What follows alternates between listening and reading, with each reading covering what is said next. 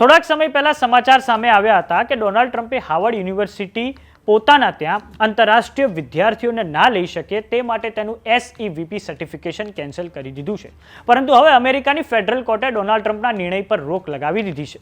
Donald ટ્રમ્પના નિર્ણયની સામે હાર્વર્ડ યુનિવર્સિટી બોસ્ટનની ફેડરલ કોર્ટમાં પહોંચી હતી, જેણે હવે ડોનાલ્ડ ટ્રમ્પના નિર્ણય પર રોક લગાવી દીધી છે. તો આવો જાણીએ હાર્વર્ડ યુનિવર્સિટીના કેસમાં ફેડરલ કોર્ટે સુનાવણી કરતા શું કહ્યું છે. નમસ્કાર, જમાવટ સાથે હું છું પાર્થ.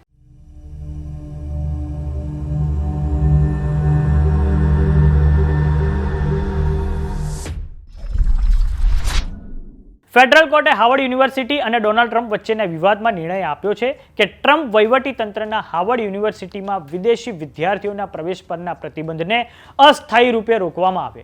આ નિર્ણય ફેડરલ કોર્ટ દ્વારા થોડાક સમય પહેલા લેવામાં આવ્યો છે, જે માટે હાર્વર્ડ યુનિવર્સિટીએ ફેડરલ કોર્ટમાં ટ્રમ્પ તંત્રના નિર્ણયની સામે કેસ દાખલ કર્યો હતો. કોર્ટનું કહેવું છે કે આ પ્રકારનો પ્રતિબંધ યુનિવર્સિટીના શૈક્ષણિક કાર્યો પર રાજકીય દબાણ બનાવી શકે છે. ફેડરલ કોર્ટના નિર્ણયથી ખાસ કરીને ભારતીય અને અન્ય વિદેશી વિદ્યાર્થીઓને હવે રાહત મળી છે. હાર્વર્ડ યુનિવર્સિટીએ ટ્રમ્પ તંત્રના નિર્ણયની સામે જે કેસ દાખલ કર્યો હતો એમાં એવું કહેવામાં આવ્યું હતું કે ફેડરલ સરકારનો આ નિર્ણય અમેરિકાના બંધારણના પહેલા સુધારાનું ઉલ્લંઘન કરે છે, જેની ખૂબ જ વિનાશકારી અસર હાર્વર્ડ યુનિવર્સિટી અને તેના 7,000 વિઝા ધારક વિદ્યાર્થીઓ પર પડશે. વાત કરીએ અમેરિકાની ફેડરલ સરકારની, તો મેની 22મી તારીખના રોજ ડિપાર્ટમેન્ટ ઓફ હોમલેન્ડ સિક્યોરિટીએ હાર્વર્ડ યુનિવર્સિટીનું SVP સર્ટિફિકેશન કેન્સલ કરી નાખ્યું હતું.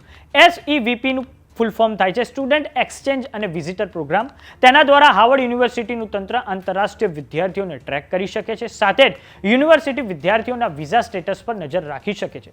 તેના વગર હાર્વર્ડ યુનિવર્સિટી કાયદાકીય રીતે આંતરરાષ્ટ્રીય વિદ્યાર્થીઓને પોતાના ત્યાં એડમિશન ના આપી શકે, સાથે જ તેમની વિઝા એલિજિબિલિટી પર પણ નજર નહીં રાખી શકે.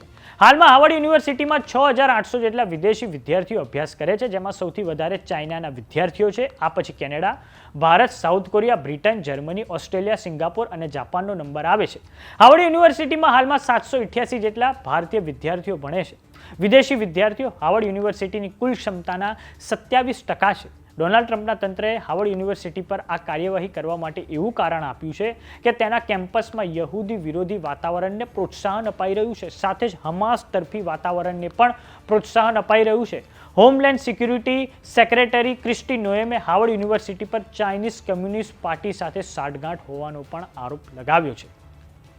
અહીં એક વસ્તુ સાફ છે કે જ્યારથી ડોનાલ્ડ ટ્રમ્પ બીજી વાર અમેરિકાના રાષ્ટ્રપ્રમુખ બન્યા છે, ત્યારથી તેમણે અમેરિકાની પ્રતિષ્ઠિત યુનિવર્સિટીઓ પર આવી કાર્યવાહી કરવાનું તેજ કરી દીધું છે. થોડાક સમય પહેલા એમણે કોલંબિયા યુનિવર્સિટી પર પણ આવું એક દબાણ બનાવ્યું હતું અને હવે હાર્વર્ડ યુનિવર્સિટી પર તેઓ દબાણ બનાવી રહ્યા છે. પરંતુ અમેરિકાએ એ ના ભૂલવું જોઈએ કે આ જ આંતરરાષ્ટ્રીય શૈક્ષણિક સંસ્થાનો થકી તે આજે જગત જમાદાર છે, તે આજે મહાસત્તા છે. તો કેવો લાગ્યો અમારો વિડીયો અમને કોમેન્ટ બોક્સમાં લખીને જરૂર જણાવો. જો તમે અમને YouTube પર જોઈ રહ્યા તો સબસ્ક્રાઇબ કરો. જો તમે અમને ઇન્સ્ટાગ્રામ અને ફેસબુક પર જોઈ રહ્યા તો ફોલો કરો. નમસ્કાર.